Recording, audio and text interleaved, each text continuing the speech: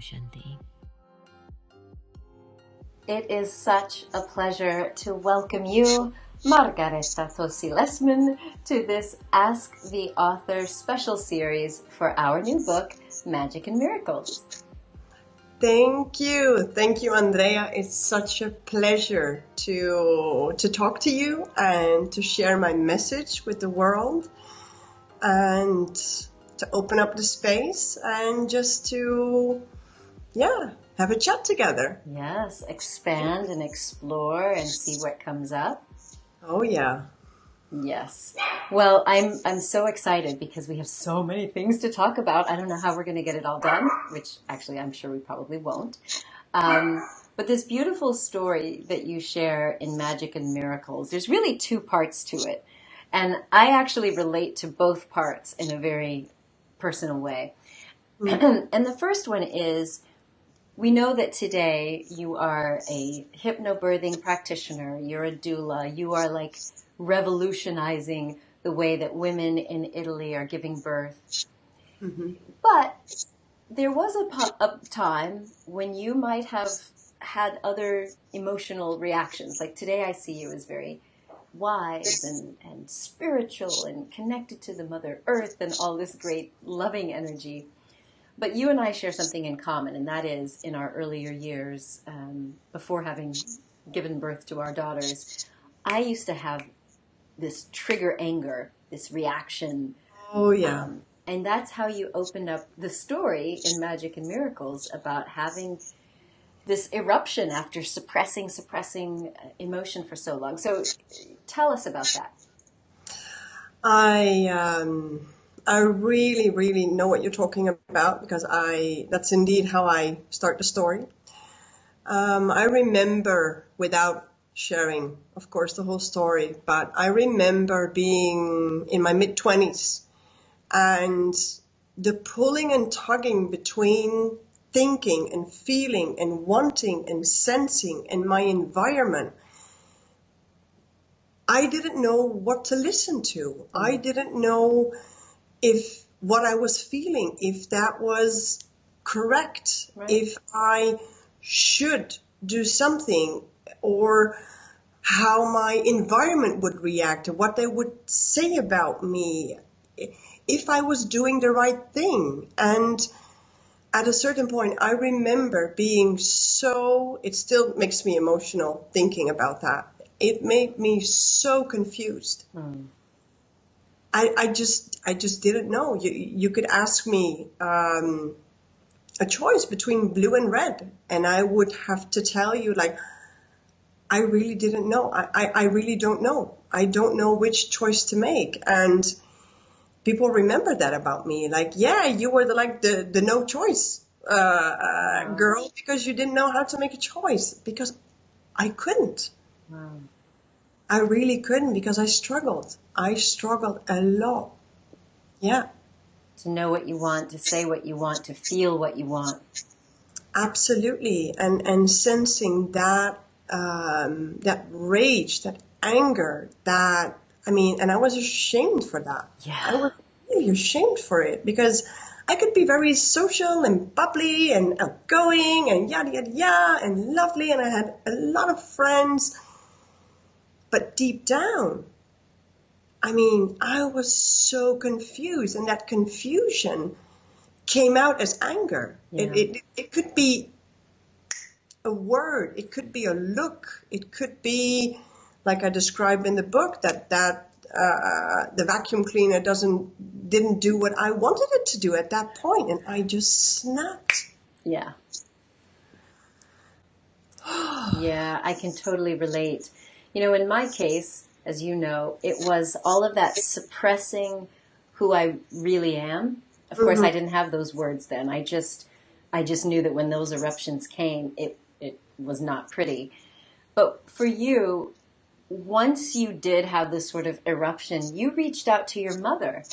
And rather than judgment, she was so loving and just embraced you. Yeah, I don't believe in coincidence, as you know. For me, in my world, coincidence doesn't exist. So for me to have that reaction in the morning with the consequence in the house that the house was like a disaster. And my mother, coincidentally, just coming by to visit in the afternoon, I mean, when she rang the doorbell, I couldn't hide everything. Right. You made a mess of things, a hole in the wall. It was impossible. I couldn't hide it. So when she came in and she saw my house and she saw what has happened, the thing that has struck me most, because my mom had a tough upbringing. She hasn't had her childhood. She hasn't had the space to be the young woman that she inside is. She's a beautiful woman. And for her to be able to see what was happening and to just express towards me that she has seen me struggling, but of course, I pushed it away. I didn't want to enter into those feelings, because I wouldn't know that if I would enter, if I would come out the right way. Yeah. Or if I would be angry towards her when I knew that it had nothing to do with her. So I kept it in. I pressed it, suppressed it as long as I could until I couldn't anymore. And with her simple words saying, I've been seeing this coming. You have been struggling for such a long time, and I just didn't know how to reach you. Wow. I mean... So that was really miracle number one. It's like this opening for you to acknowledge the feelings inside of you, to have that unconditional love that could set you on this path towards exploring. And so what was the next step that you took that got you into, a better state of mind? My mom brought a small piece of paper, and it mentioned in Dutch strijd en overgave. And it means, in English, it means struggling and surrendering. Wow. And she just happened to have that with her. She brought it at that point. I mean, coincidence doesn't exist. Okay, if you want to talk to me about coincidence, that it exists, sorry, I love you, but it doesn't exist. So when she put that on the table next to the cup of tea, hey, maybe we could go to this information session to someone. I've seen it there. And my first reaction was to reject it and to say, no, this isn't resonating. But I knew it was resonating. I knew that was exactly what I felt inside. So we went to this information session. And at that point, it was still a bit it was on the other side of my scope. But I knew that would give me the possibility to explore, to step into my desire, my longing for understanding myself better, getting to know myself better. Who am I? What do I want? What is important to me without upbringing, without society, without the shoulds and woulds and coulds, and really like a self-search. And I knew that this woman could open up that space for me. Wow. Yeah. And now look at you. Well, the rest of the world doesn't know yet. We'll get there.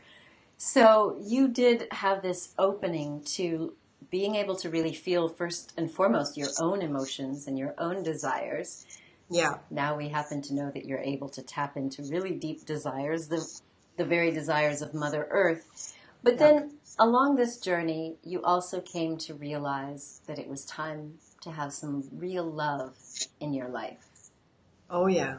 And you share in this story in Magic and Miracles that you opened up your heart and then you did a little writing process to say, hey, universe, I'm ready for the love of my life.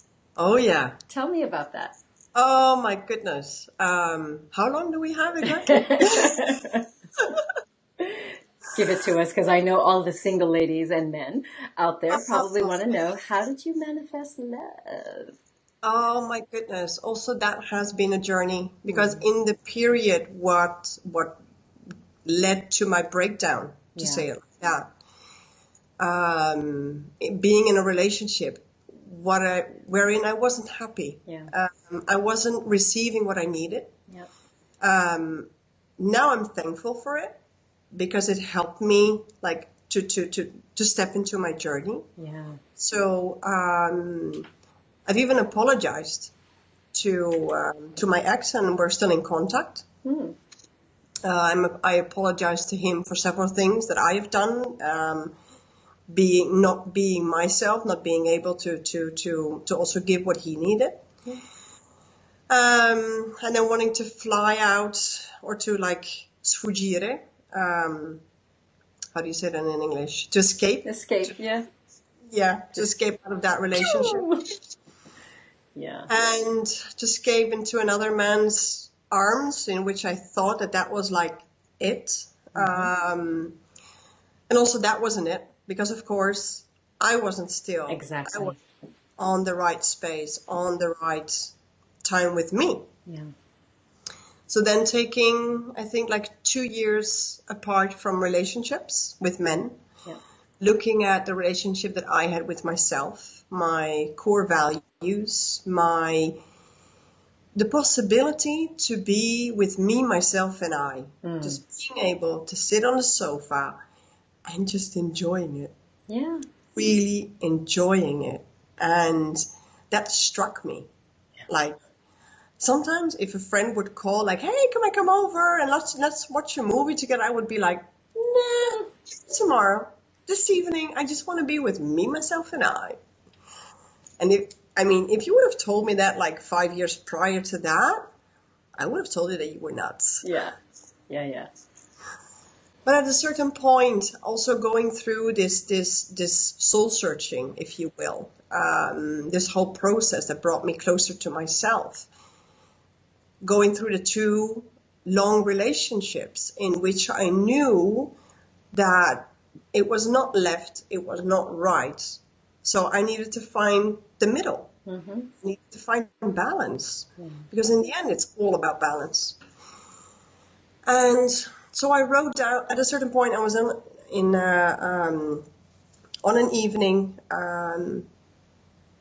in my lovely, cozy apartment. It was not bigger, I think, than 53 square meters. It was really small, but so cozy. And I made it my own. I bought it. It was my own apartment. And I have a beautiful bowl with all mosaic, colorful, really beautiful. And I put some candles inside, put like a piece of paper on the table, like, okay, what is it that I need from my future partner that meets me halfway? Because he can't complete me. No one can. We can only complete ourselves. Right. And being that complete being, you can meet someone that matches you. But no one can complete you. It doesn't exist. If we can't complete ourselves, we have the wrong expectations towards someone else in a relationship, which will fail because that person can never meet your standards. Impossible. So I wrote down my list of desires. I also wrote down what I had to offer to my future partner in life, because I knew the third one would be the one. Third one is the one. So I wrote it down, and when I had finished all my desires, my wishes, my piece of paper, I burned it in the light, in the candles, blew out my candles, did my bed ritual, and then went to bed. That was in the beginning of September 2012. I mean, I knew already also at that point that I was supported by the universe. I didn't know that the universe worked that fast.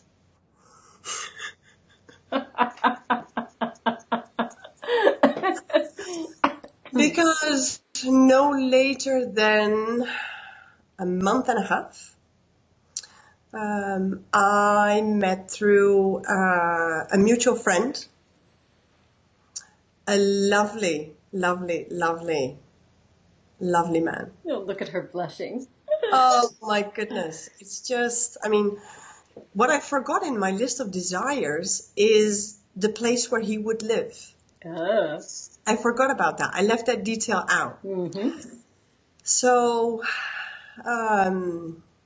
when I saw his energy, and of course I scrolled through his Facebook page because I thought, hey, this guy is really enjoying life and lovely, and I thought, wow, interesting.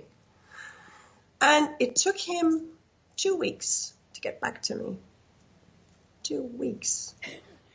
And I was like, what? Of course, at that point, Facebook was still having like this, your inbox and then your secret inbox that you would only see if you would be behind your computer.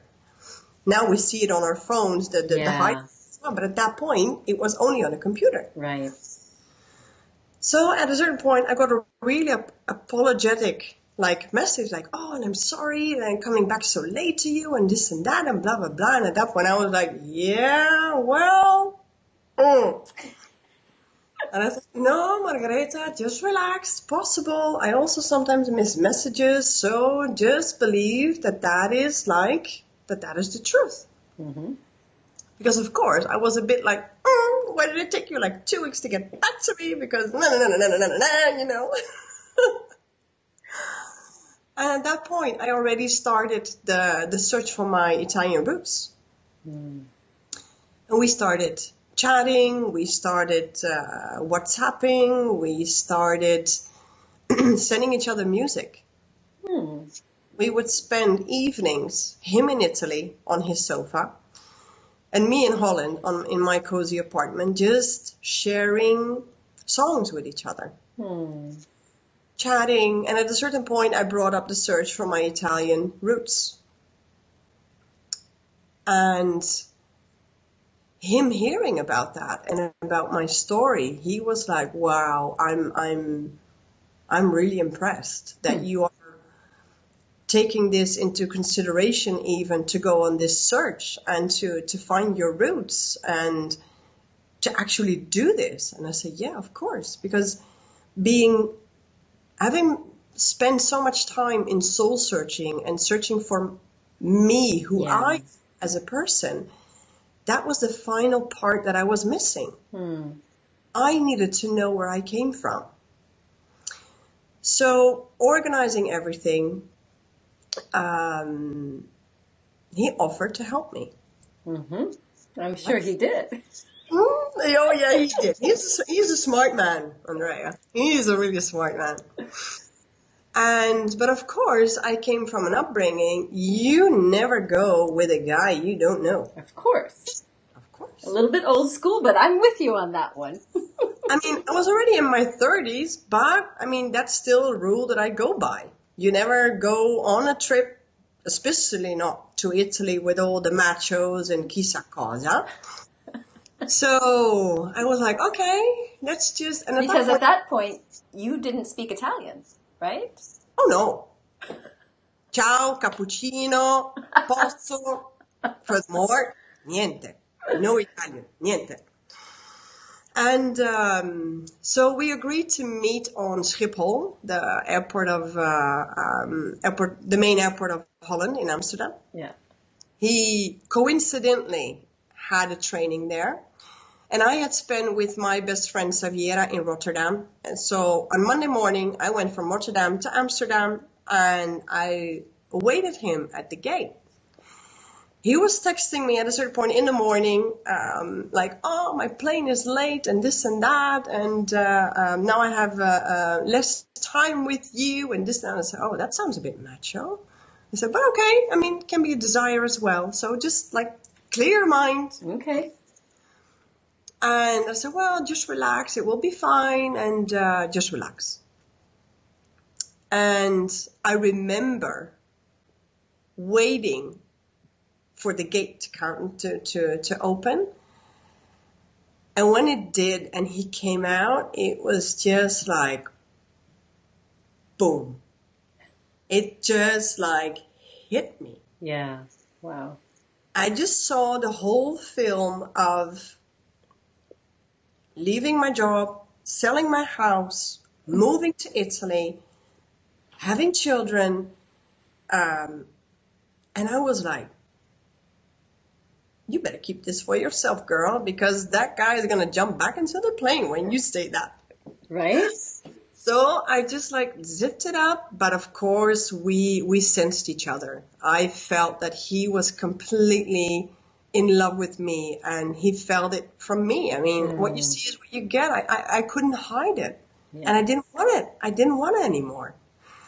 So we had a lovely lunch, and then I brought him to the place where he had his training.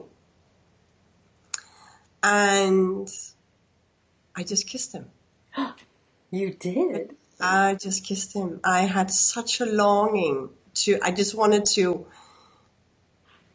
feel him closer to me. I just wanted to feel his kiss, how that would be, if that would be as magical as it has been up to that point. Yeah. And it was, wow.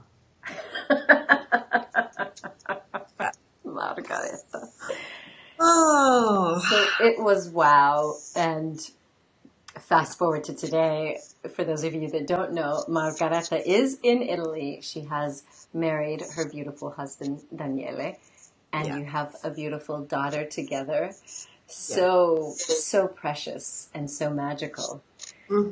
I love how in a short period of time, I mean, that's not a lot of years of time to go through that soul searching and that opening and that awakening and receiving.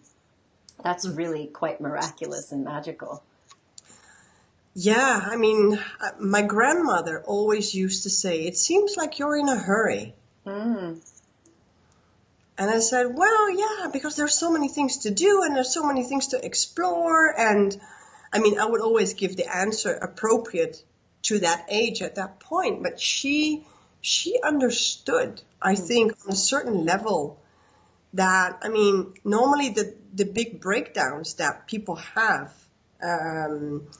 is between the 40 and the 50, like the midlife crises, the soul searching and whatnot. And for me to experience that at 24, 25 is very early. Yeah. And it hasn't been pretty. It has been tough. Yeah. At the same time, I'm really thankful. Yeah. I'm really thankful. I feel like that suppression of who you really are is a suppression of the soul. Yeah. And, absolutely. And your soul has much to do in this world. From the very short period of time that I've known you, even I have been shocked at how fast you move. Because, you know, I was leading a guided meditation along with some other people who led these guided meditations at the event that we attended in Alicante, Spain. And many people told me afterward, oh, wow, when we did these visualizations, I saw these visions of my future and da-da-da-da-da. But you had this profound connection and experience with Mother Earth. Yeah. And I'm thinking in my head, oh, okay, this will take her, you know, a few years to really accept that all of these miraculous things, because of course I didn't know your whole story at that point. But from that moment of having such a deep connection with really feeling what you feel like you need to do for Mother Earth herself and us humans who inhabit Mother Earth, you have made like radical leaps in a matter of months that have transformed your life, the way you look at yourself as a healer, as a coach, right? Absolutely. You're on the miracle fast track, baby. Yeah, I mean, it goes really fast. And sometimes I still have to like brace myself or to really like stop myself for a second. Not in the energy, but really like, hey, just take a breath. Everything is fine. Go ahead. Everything is fine. Yeah. And I mean, after I felt this so profound connection inside myself, knowing what that would lead up to and how that needs to be spread into the world. I mean, I'm already behind. It feels like I'm already behind. Oh my God. Oh my gosh. It's not like you're 80 and you're about to die. You have plenty of time. But no, obviously we could sit here and talk all day, but I really want you to share what you recently shared with me when we were at our workshop in England, that you have a really profound vision for the world. And we're skipping over a step. I think we have to come back and do another interview about your experience in becoming a doula and a hypnobirthing coach. Because, as you know, I happen to have a pregnancy experience where I discovered hypnobirthing once I was already pregnant. Yeah. And it transformed everything, including my birth experience, including my bond with my daughter, whom you've met, of course. So yes. there's a big chunk that we haven't covered, and that's how you became, so in tune with this birth experience that women have had now, for decades, centuries, that really needs transforming.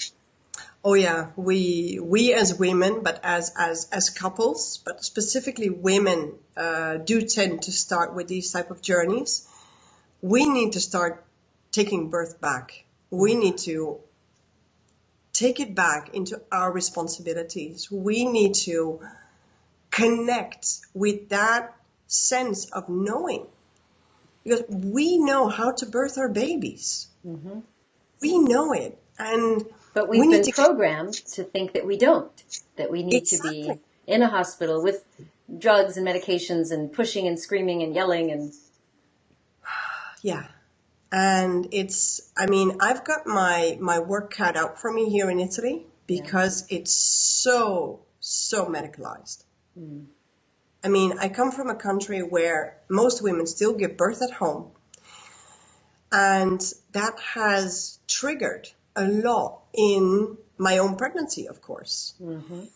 And when I told my husband and I said, I want to have a home birth, and his reaction, being Italian, medicalized, he was a complete person, like 6 years ago when we met. And he was relying on medication and trusting the doctors and yada, yada, yada, yada, yada. And he said, you are nuts. You are giving birth in a hospital. You're not going to do a home birth. Mm-hmm. I said, well, then we need to talk. Mm. Because I want to have a home birth, because I know that I can birth my baby. And I truly believe, even though my birth didn't go exactly the way I planned it or hoped it would be, I came out of that experience so empowered. Mm-hmm. Because I made the calls. I made the decisions of how every next step would go. Mm-hmm. And telling the gynecologist at that point to just sit down, take a breather, and think about another option instead of just offering me a cesarean, mm-hmm. I wasn't going along with that. Mm. And she was pissed off with me. Sorry for my French. She was like, who are you? Mm-hmm. And I said, yeah, well, you are here at my service and not the other way around. And this is something that women need to understand. Yes. Women need to start understanding that when you go into hospitals, with all due respect, when it's needed, it's needed. And I will be the last one going against it. Mm-hmm. Mm-hmm. But when a woman has a normal physiological pregnancy, still wanting to birth in hospitals, completely fine. If that gives that extra sense of security, just in case something happens, benissimo. But the fact that certain protocols are for the hospitals, and not for us as women, that take us out of our relaxation, that take us out of our connection with our body, which we need at that point. Look at what a cat does. When a cat needs to deliver her babies, what does she do? I've never seen a cat, but I know what dogs do. What do dogs do? They just kind of create their own little nest. They go hide and they just go do it. Brava. They give birth. Brava. Exactly. That is Cats do exactly the same. Okay. They hide up in the garage or Right. somewhere, depending on the temperature. They birth their babies, they birth their kittens, and at a certain point you see mom with her kittens walking. Mm-hmm. We are mammals. We need that same peace, relaxation, connection, support as women going through birth. Mm-hmm. And I've seen what is possible when women take their birth in their own hands. Yeah. I've supported women through hypnobirthing as a doula, and I've seen what is possible. Women just denying epidurals, denying induction, denying C-sections, going through birth in a beautiful, amazing way, where the gynecologist afterwards comes to me. I think he should go to the woman, but coming to me and saying like, wow, I'm really like amazed how this birth went. I said, well, yeah, you're welcome to tag along. You're not the main star, baby. No. Yeah. Because, apart from, they always say, the doctor delivers your baby. Well, your baby isn't a pizza. Pizza are being delivered. Your baby is being born, and you're the one bringing your baby into the world. Yes. Nothing else. And also the discussion with pushing. Yeah. It's not necessary. Yeah. And many women watching now might say, well, that woman doesn't know what she's talking about. Well, I do. Yeah. And I've seen what is possible when a woman just breathes down her baby. Yeah. And it's opening, that's where it starts. It's opening up the space. It's making sure that the tissues are relaxed instead of tensed up by that pushing. Yeah. It changes the whole freaking ball game. Yeah. Yeah. All of the brain chemistry, all of what the baby is actually experiencing. Okay, so we could go on and on about hypnobirthing. Let's do another interview. Yes, we certainly do.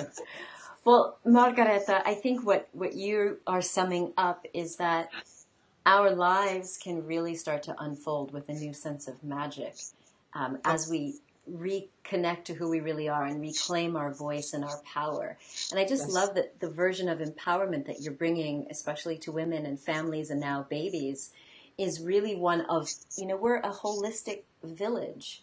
This is about all of us playing our part and really being conscious of the love that can be present when everyone is just all in it for the same reasons. It's not about, me telling you what you should do. It's just beautiful. It really is. Yeah. And I really believe that our world opens in that way. When we start to see beyond roles, beyond titles, beyond women versus men or vice versa. It's really about being together in this world in the most beautiful way possible. Mm-hmm. And I really believe that is possible once we are willing to start listening to who we really are inside. Yeah. It's just, the world is crying for it. Mother Earth is crying for it. And we need to start giving back to her, because she has been giving so much, and she is strong. She's resilient. She keeps giving. Mm. But it's time that we start realizing that we need to give back to her. And the only way to do that is to become more conscious in our being. Yeah. There it is. Yeah. Margaretha, thank you so very much, beautiful soul. I'm so grateful for our connection, so grateful that you shared your story in this book. For those of you that would like to connect with Margaretha to learn about hypnobirthing or what she does as a doula, visit her online at margarethattosi.com. Thank you.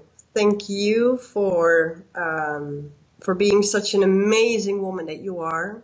For being a friend, for supporting me on this amazing journey, for every now and then letting me know that I'm not too woohoo.